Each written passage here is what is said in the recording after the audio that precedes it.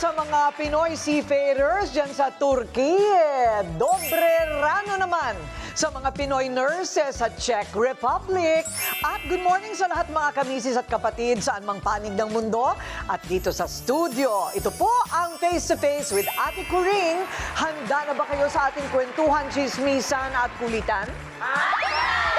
Always! For today's kwentuhan, exhibition ng isang yo-yo master sa talentadong Pinay.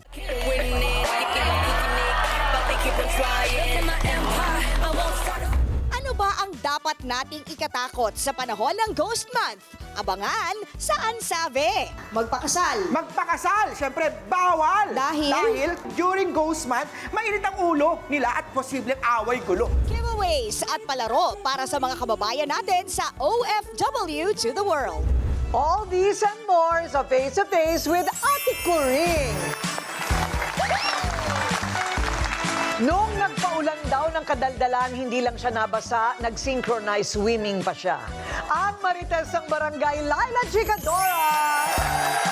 Kaya naman, pinagkakakitaan na natin yan ngayon, Ate Coring. Yes. Good morning! Oo nga, nagsiswimming saan? Sa pera, mas masaya. Mas masaya. Kasamang palad, parang ngayon nagsiswimming sa dagat ng basura. Ay, naku, alam mo ba, galing ako doon, di ba? Ang dami kong tsinelas na nakita, inisip ko nga, naku, hindi dapat to galing kay Ate Coring, ha? Pero alam mo, maganda na rin inanod lahat yan para makuha na lahat. Tama. Hindi ba? Baka yan ang paraan ng Panginoon para ipamukha sa atin, eto ang ginagawa ninyo. So at least malilinis ng konti yung dagat. O ano naman, sige, linisin mo na konsyensya mo. Okay, Ilabas mo na lilinisin ko na. yung guess mo, Besh. Oo, pati yung gut natin, linisin natin today. Naku, Oo. alam mo ba, Ate Coring, itong kabago-bagong starlet na to, may attitude attitude na agad. Inabot sila ng additional sa isang paggawa nila ng ad for a certain brand, online shopping to, inabot sila ng plus 3 hours at nagmulta yung advertising agency sa binayaran nilang bahay dahil sa atichona nitong starlet na ito na galing sa isang reality show. Nako, Okay. nako. Ang nangyari kasi, ang call time niya 11 a.m. Roll ang camera ng 1:30. Alam mo kung anong oras dumating? 1:30. Wala pang makeup. Ay, Hindi pa ay, kabisado ay. ang script. So sinabi nung segment producer, baka pwede sa sasakyan mag-makeup na. Sabi, hindi pwede dahil meron akong something sa balat. Pagdating, tiningnan nila, ay hindi naman namumulang balat, walang anything. Tinanong ulit, nagdadahilan lang. nagdadahilan. Tinanong ulit, meron ba kaming dapat iwasan sa mukha mo? Ay wala naman po. Okay. So ang ending, nagbayad ng additional 10,000 pesos yung production house dahil na-late siya. Teka muna, wag nang i-renew ang kontrata. Tama. I want to know who that is. Ay nako, parang ulam lang siya, Ate Coring. Oo, sabi nga nila, ang isa sa mga sikreto ng pampahaba ng inyong pagkaka-empleyo ay ang pakikisama. Ayan, ang dapat maturuan. Okay, dahil palagi siyang nakatambay sa labas para makasagap ng bagong ganap, para na daw siyang asong gala ng gala. Di naman, grabe, poging tambay ng barangay nga Ryle Santiago! Good morning, Ate Coring at mga kamisis. Ate Coring, speaking of mga aso, meron na pong pet evacuation center sa QC sa Barangay Bagong Silang. Ay, nakita ko yan, ang galing. Ang galing po. Kaya mga kamisis sa mga alaga ninyo, para maiwas po sila sa baha, baka pwede nyo pong i-check sa mga barangay ninyo kung meron din pet evacuations para safe po ang mga alaga natin. Oo, kasi hindi pwedeng sama-sama yung tao at hayop na lahat kayo doon magkakapit-bahay. Hindi mo alam yung aso mo galit pala sa iba. So nilalagay sila sa kanilang mga, yung kulungan talaga na may pangalan. Ang galing, palakpakan natin ang Quezon City Government. O ito, si Pera Godmother naman, napawi ang uhaw ng isang water girl na nag-aalaga ng napakaraming aso at pusa na deserve na mabiyayaan ng 5K for you.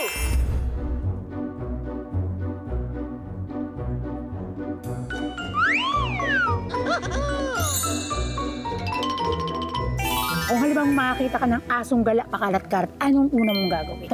Tutulungan ko po at kukunin at kakakain. Ako din, dog lover din po. Ay, talagang ganda-ganda mo naman sa pink. Kakulay ka nung pakpak ko. Kapag may nakitang hayop na nangangailangan ng tulong, may mga taong hindi kayang talikuran sila. Katulad ni Ate Irene, na nagtatrabaho ng napakahabang oras para lang matustusan ng kanyang pamilya. Nagawa niya pang tumulong at magbigay ng pagmamahal sa mga hayop na nangangailangan ng tulong. Hello, Ate Irene! Ate Irene! Hello! Ayoko po ang iyong pera godmother. I-chika mo nga sa akin kung ano yung normal mong ginagawa sa araw-araw. May daily job po ako from 10 to 8 p.m.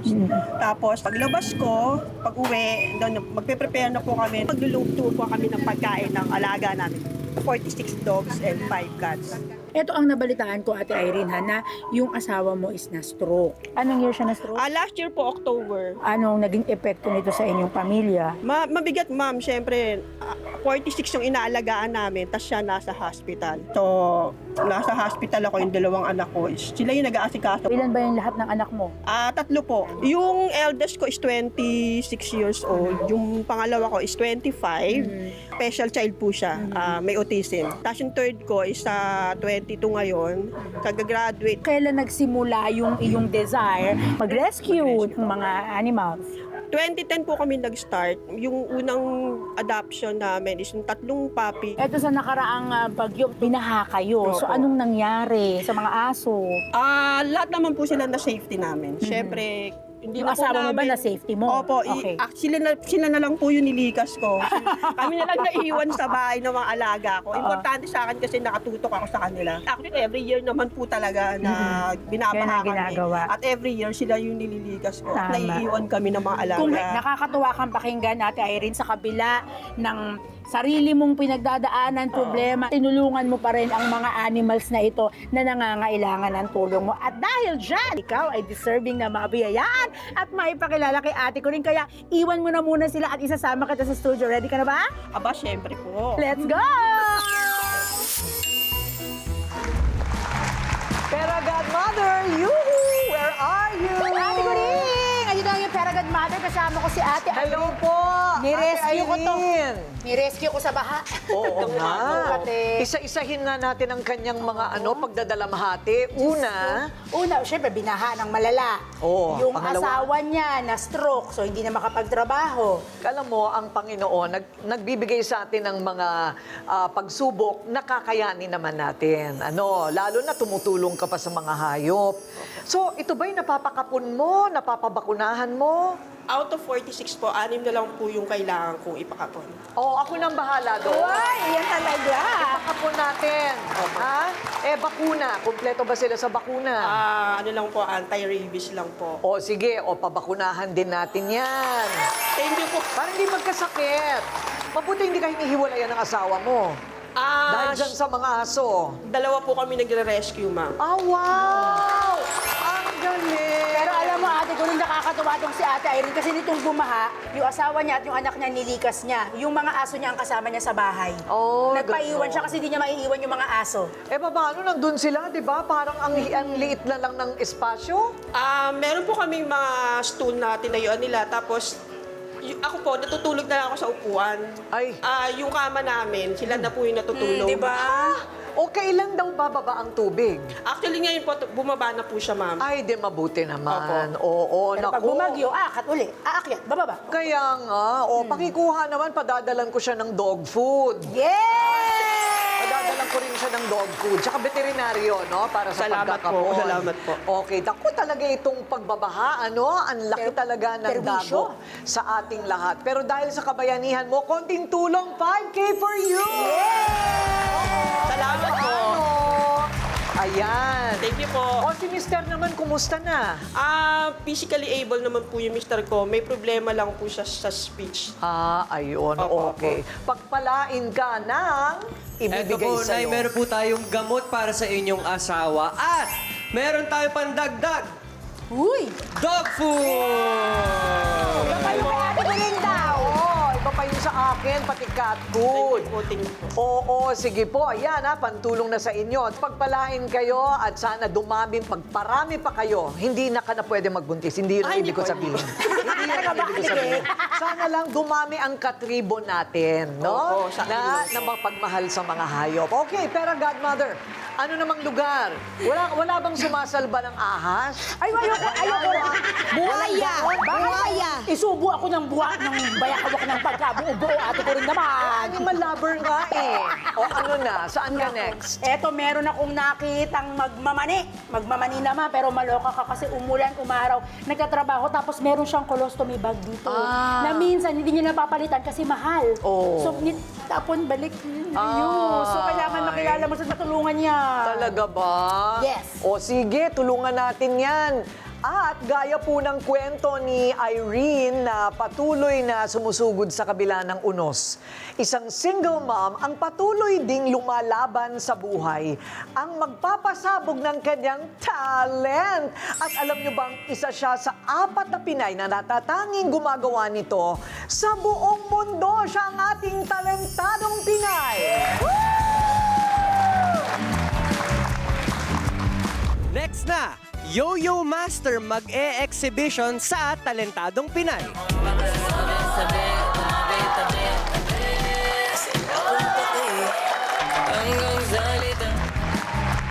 Nako, mga kamisis, handa na ba kayo sa paandar, pasiklab at pasabog? Mga kababaihang may kahangahangang talent, sila ang ating talentadong Pinay.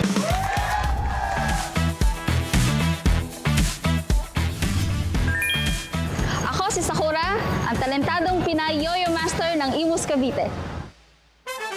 Sa Yo-Yo industry, meron lang na currently active na babae. Ako lang po yung nanay na Yo-Yo player dito sa Pinas. Isang way yon ng pag-connect nila sa mga anak nila. Currently, wala po akong relationship sa family kasi they kick me out. Dinisown na po nila ako. So kaming dalawa na lang po ng anak ko ngayon. Mayroon siyang mild ADHD with anxiety leading to depression. Ang father niya po is emotionally, sexually abusive. Kapag hiwalay na po ako, luckily at that time, nakakausap ko ho si Dylan, yung current na partner ko ngayon. 2025 June, umuwi ho siya dito for ilang weeks. Doon kami una nagkita. And nag-celebrate din po kami ng holidays dito sa Philippines together as family. Hi, I'm Sarkis Pana from Australia. I'm so proud of her for bringing more attention to the world of yo-yo. I'm so proud of her, and I love you.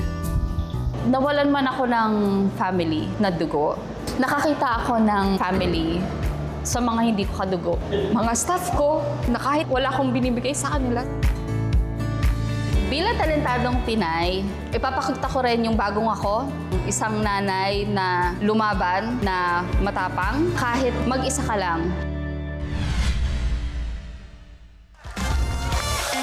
Ang talentadong Pinay Yo-Yo Master ng Cavite, Sakura!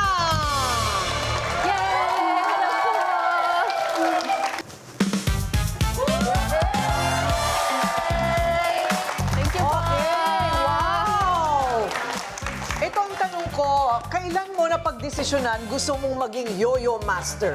16 pa lang po ako. Teenager? Yes po. Talaga ba? So ano, what does it take? Anong klase naman ang gagawin mong practice dyan? Araw-araw lang po na throw, then flex. Ganon? ganyan. Pinagkakakitaan mo ba yan? Hindi po. Hindi talaga. Hobby lang ho talaga siya. Ayun. Oo. Question, yan ba'y Olympic ano na ba yan? Category? Ay, hindi po po. Wala But we're pa. trying. Oh, you're to build, trying to yes. make it an Olympic event. Yes po. Ayun. And especially ngayon na meron na tayong yo-yo champion na nag-thirds sa Worlds last year. Wow! Yes po. Filipino! Yes po. Ang galing naman talaga, Yes. hindi lang sa tennis, hindi lang sa Oo. boxing, pati sa pag-yoyo. International! Yes po. Ate Kuring, eto ang ating audience ay tuwang-tuwa naman talaga. Nay, ano masasabi niyo po? Wow! Talaga nakaka-amaze kung bibigyan kita ng rate number 10 dahil sa talentadong master ng yo-yo. Thank you. Congratulations, Hali Thank you Nawa. po. Maging Olympic event talaga yan. Yeah, thank you po. Congrats! Thank you po. Talentadong Pinay! palakpakan! Thank you po. Mula Imus, Cavite, Sakura! Kaya naman mga kamisis, abangan ninyo ang mga susunod pang Pinay na magpapamalas ng kanilang talento. Tutok lang po kayo sa official page ng Face to Face with Ate Coring.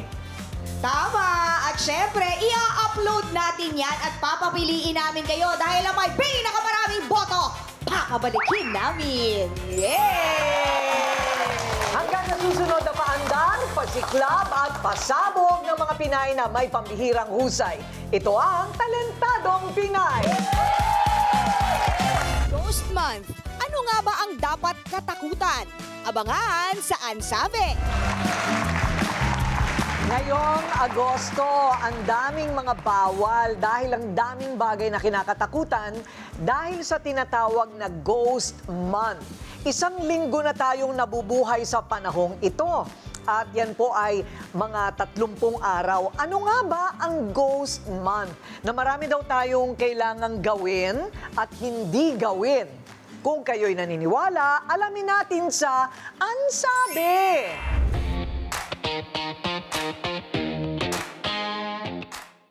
Kinatatakutan ng ilan, pero iniiwasan ng may alam. Ano nga ba ang Ghost Month? Ayon sa mga relihiyon ng mga Chinese na Taoism at Buddhism, ang unang full moon ng ika-7 buwan ng Chinese calendar ang hudyat ng Ghost Month. Sa panahong ito, bukas daw ang mundo ng mga espiritu at nakakabalik ang mga kaluluwa sa kasalukuyan.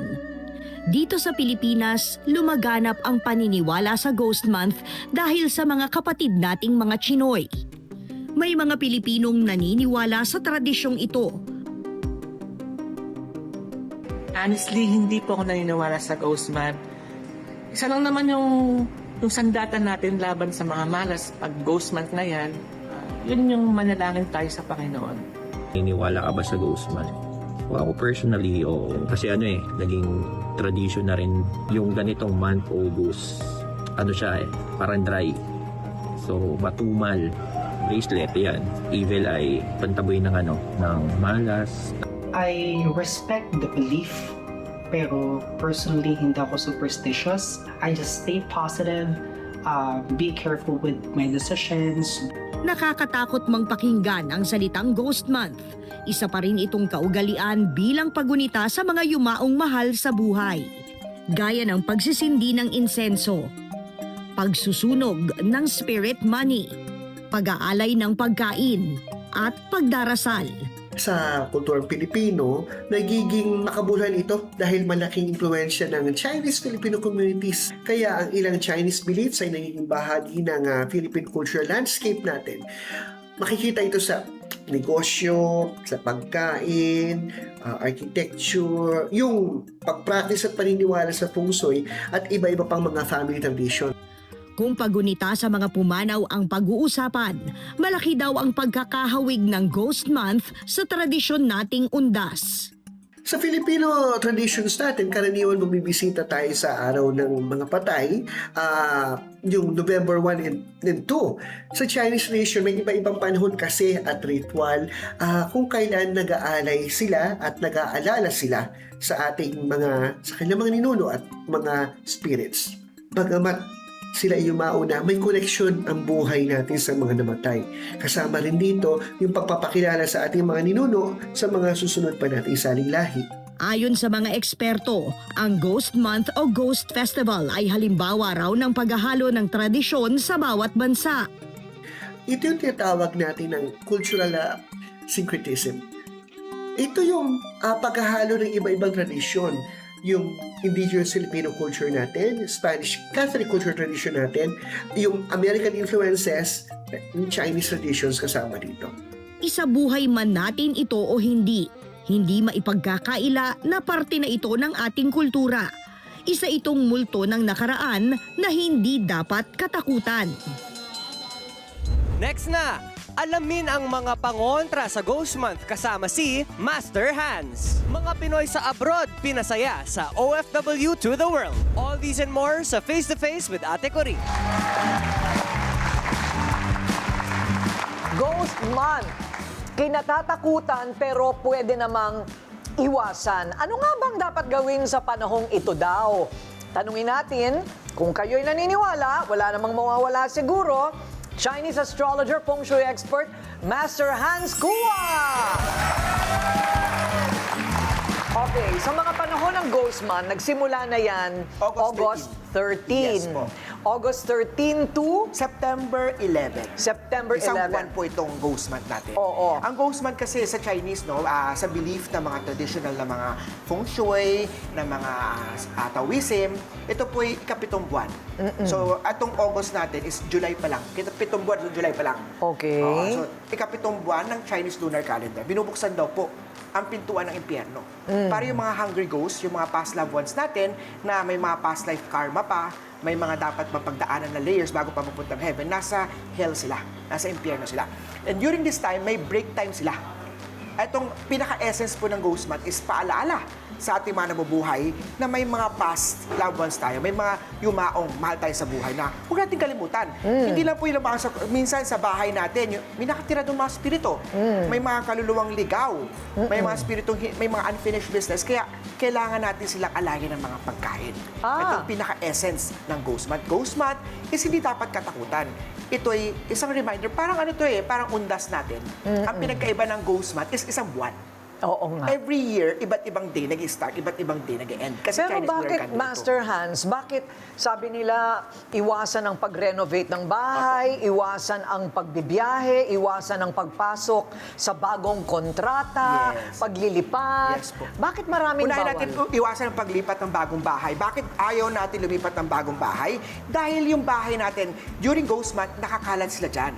So, posible sila magdala ng mga misfortune, kamalasan sa bahay. Ayaw natin magkaroon ng sign ng contract. Yung deal, yung project natin, posibleng hindi matuloy o hindi maging maayos during Ghost Month. Dahil dyan natin sinimulan Pero pag lilipat ka ng bahay, prior to August 13, alam mo, nakapagsimula na kami lumipat, Master, ng bahay, ituloy nyo lang po yan. Pero pag magsisimula ka talaga lumipat ng bahay, pumasok na ang August 13, bawal na po yan. Ayun. Pag-sign ng kontrata, kung matagal ko nang dinidil naman to, Master Hans, kung talagang kailangan na kailangan, Master, may magbibigay ng pera sa akin, may project na ibibigay ka sa akin, syempre tatanggapin natin yun. Baka pag hindi natin tinanggap yung project, mag-hosting na rin tayo after that. So you get the project na yun, hanapin lang natin kung anong lucky day, based sa week na yun, or sa day na yun, kanong lucky oras, pipirmahan kayo. Sir, ano po itong mga ito? Meron ako dito dalang mga, para sa mga nanay natin, ano yung mga pwede nilang gawin sa bahay? Pagtanggal o mag-iwas ng Ghost Month. Unang-una, kaya tayo may lampara dito kasi gusto natin Ghost Month, maliwanag ang bahay. So, unang-unang rules ng Ghost Month, ang hungry ghost, gusto nila madilim. Pag ang bahay mo tahimik, madilim, lagi nag-aaway, lagi may mga sakit, may mga issues, maglagay tayo ng mga ilaw. Isa pa dito yung asin. During Ghost Month, meron tayong mga hungry ghosts na nagkalat. Siyempre, ayaw natin pupasok sa bedroom natin, sa mga rooms natin, sa mga bintana sa pinto, you can put in some asin, o isang platong asin lang po dyan. Lalo na pag feeling mo lagi ka may sakit, you can change the asin para yung asin mo mag-a-absorb ng mga negative. Isa pa dito is rosary. Ang pinaka-essence ng Ghost Month is prayers. Rosario. Ito. So pag-aalay natin ng prayers, nagdadasal, kailangan natin mag-pray, magdasal para po ang mga hungry ghosts, iwasan tayo. Lulubayan tayo. Meron pa tayo ditong bawang. Ang isa namang bawang, siyempre, pares din ng asin. Pwedeng ilagay sa may mga bintana, sa may mga pintuan para pangtanggal o para makaiwas. Kailangan ba dinikdik? Hindi naman po. Binalatan? Ganyan lang po. Yes po. Yung smell lang yan po. Okay. Ayaw na po yan ng mga hungry ghosts. Yan po yung mga para sa mga hungry ghosts during Ghost Month natin. Okay. O yung kandila, para saan? Kandila. Ate Coring, meron tayong klaseng kandila. 3 colors ng kandila. Itong hawak nyo po is yellow color na kandila. Pagka first year ng isang family members, relatives nyo po na yumao na matay, kailangan ng kandila, color of kandila ang gagamitin natin is white. Pag second year niya po, ang kandilang pwede natin gamitin is yellow na. Okay. Pag red naman po, may mga family members naman tayo na matagal lang namatay, wala namang recent na namatay, you should use red color na kandila. Yan ang 3 kulay ng kandila na pwedeng gamitin during Ghost Month. The red, the yellow, and the... So, anong oras ito sisindihan? Magandang tanong po. Ang kandila, dapat sinisindihan siya morning. So, any morning, from 8 in the morning, 9 hanggang 12 in the morning. Yung mga ritual, mga alay ng pagkain, paper money, mga pagsusunog ng mga incense, insenso, mga kandila. Gusto natin gagawin yan morning. Bakit morning? Dahil morning po yung yang energy mas powerful. Pag gabi mo ginawa yan, during that time, yung mga hungry ghosts, mas powerful sila. At hindi sa positive, posibleng magdala naman po ng negative. Ayun! Naku, ang dami natin Ate Coring, meron pala ako ditong bracelet na lucky charm na gift para sa'yo. Oh, wow! Opo, gift ko para sa'yo. Ito po is tinatawag nating protection charm. For the ghost month, at chinek ko rin pa yung birthday mo, ito para sa iyo po. May rhino elephant tayo for protection sa mga theft, robbery. Meron tayong citrine for money. May piyaw for money catcher. Good health, meron din tayo dito. Holo at evil eye. Para sa mga inggitera sa buhay niyo po. Ayan, taas natin sa kamay niyo po. Mga inggitera sa buhay Thank you daw. po. Ayan. Okay. Oy, Ganda. thank you very Ganda po. much. I Sakto. love it. Oh, di ba? Okay. Oh, may activity daw kayo. Yan, may activity yata Ito tayo. ito kasi mga bata Yes, pa sige mahilig po. maglaro. Laro tayo. Tara. Oo. Master Hans, kasi maraming bawal, hindi bawal. Kaya eto, mabilisan ikaw na ang Yes, magsabi okay. kung pwede or bawal. Okay. Unang-una, magpakasal. Magpakasal, syempre, bawal. Dahil?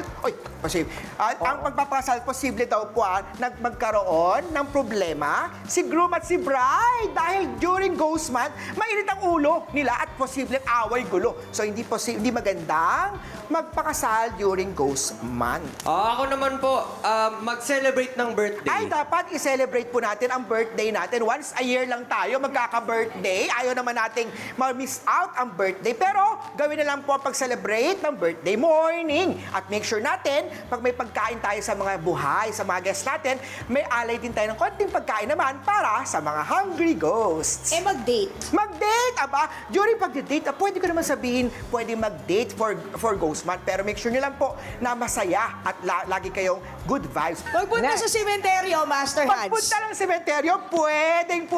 Kasi itong ghost month na to is sinatawag natin pag-alala, paggunita sa mga paspas, mga mahal naman na mayapang, mga mahal natin sa buhay. Make sure nyo lang magsuot kayo ng happy colors. Ano yung happy colors? Kagaya ng bright red. Make sure lang hindi isang first year ng death niya para hindi kumapit sa'yo ang mga hungry ghosts. Ayun. Ito po. Wow, dami nating nalaman. O, yung online naman. Ate Anong Coring, ang sabi? dami natutuwa nga online. Sabi nga ni Dendy Tulio na nagiging top fan na po ng face-to-face na Facebook page. Ngayon ko lang nalaman na may ganitong paniniwala para sa Chinese tradition. Pero personally, hindi ako agad naniniwala sa pamahiin kasi nagkakos ito paminsan ng pagkapraning. Feeling ko Yes. to each his own naman. Pero ito po yung pinakamaganda para kay Master Hans. Sabi ni Mary Jane Abellana, mas nakakatakot po yung ghost utang. Yeah, totoo Yung yun. di ka na kilala pagkautang sa'yo. Ghosting! Na-ghost ka na. Yung bagong word natin, yung usong word natin. Ghosting. Na pwede sa utang, pwede sa love life. Minsan nag-love life tayo ng ghost month. Yung after ng ghost month, wala na rin ang ating love life. Na-ghost na tayo. Oo Nakakatakot nga. din Ate Coring, ghost employee. Ghost employee. At ghost project. No? Diba? No? Oo nga, maraming klaseng ghost ang kailangan talagang mas makamandag yun no? Iwasan talaga. Pero thank you so much, Master. you so much Hans. po. Thank you so Salamat po. much. Maraming salamat. Kaya huwag po natin masyadong katatakutan ng tradisyong bahagi na ng ating kultura. Kung may pananampalataya ka at maganda ugali mo, papasok ang swerte sa'yo. Tama. Pag masama ang ugali mo, lalayuan ka talaga ng swerte. Diba? Ayun. Maraming salamat, Master Hans. Thank you po. Thank you for this. It's so nice. Salamat po. Diba ang ganda? Next na, bigyan natin ng kasiyahan ang mga kababayang nasa abroad sa OFW to the world. Ang magtrabaho sa ibang bansa, napakahirap, lalo na kung malayo ka sa piling ng inyong mahal sa buhay. Kaya naman, nung kami nagpunta sa Hong Kong, ay nagbigay po kami ng, alam niya na, munting kasiyahan lang sa ating mga kababayan. Kapatid, kumustahan na dito sa OFW to the world.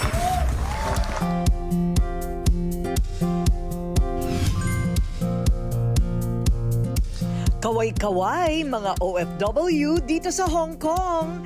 Kitang-kita kayo ng mga pamilya at kababayan nyo sa Pilipinas. Shout out sa pamilya ko sa Manila. Shout out sa pamilya ko sa Ilocos. Ito na yung padala ko. I love you so much. Wish you. Ang saya nila, di ba? Pero ang hindi lubos na nakikita ng mga nasa Pilipinas ay ang inyong pinagdadaanang hirap. Bumibilang ng maraming taon na pagkawalay sa asawa at mga anak.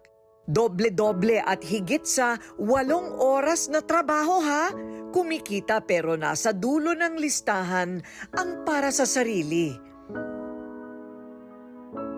Namimiss ko na po yung pamilya ko, lalo na yung 2 anak ko, yung mama ko, at saka yung papa ko, nakamamatay lang po. 14 years na po ako dito sa Hong Kong. Binibigyan ako ng pagkakataon na umuwi ng every year. Pero kahit ganon, miss na miss ko pa rin yung mga pamilya ko. Kahit isa yung anak ko, malaki na siya, binata na siya, pero parang baby pa rin para sa akin. Kahit araw-araw ko siyang kinakausap, iba pa rin yung kasama mo yung pamilya mo. Kailangan magsakripisyo tayo eh. Since 1992, nandito na po ako sa abroad. Tuwing na nauwi po ako o palis, namimiss ko po ang aking pamilya. Kahirap po kaya yung malayo sa pamilya. Gustong-gusto mo na pong yung umuwi pero hindi pa po pwede dahil marami pa pong obligasyon.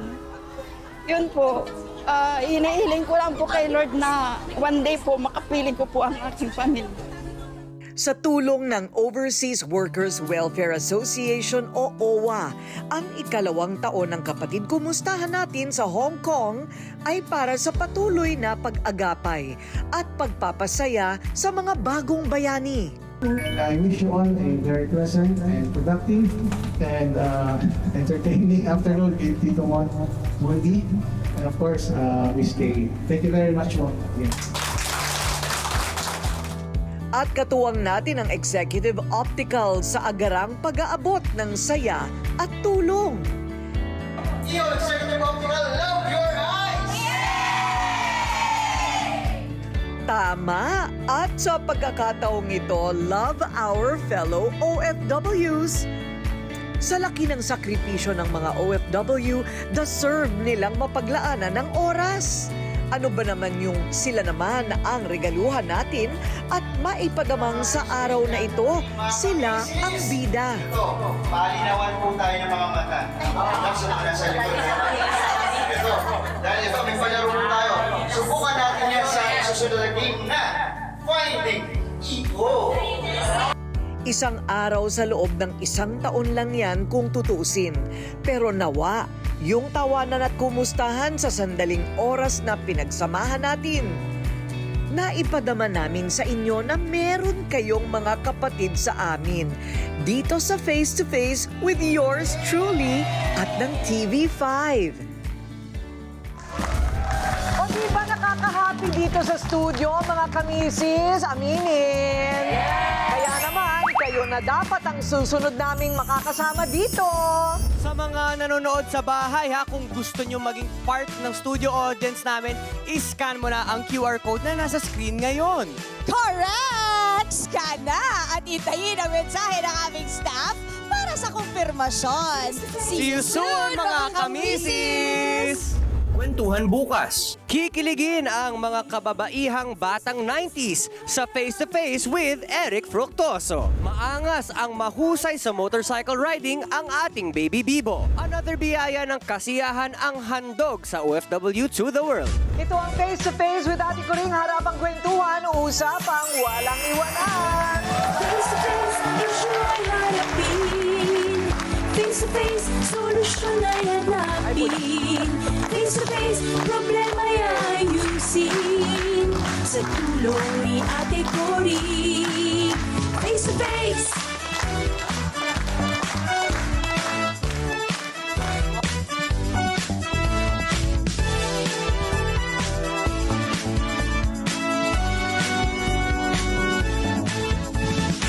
Sa buhay, minsan, problema'y di maiwasan.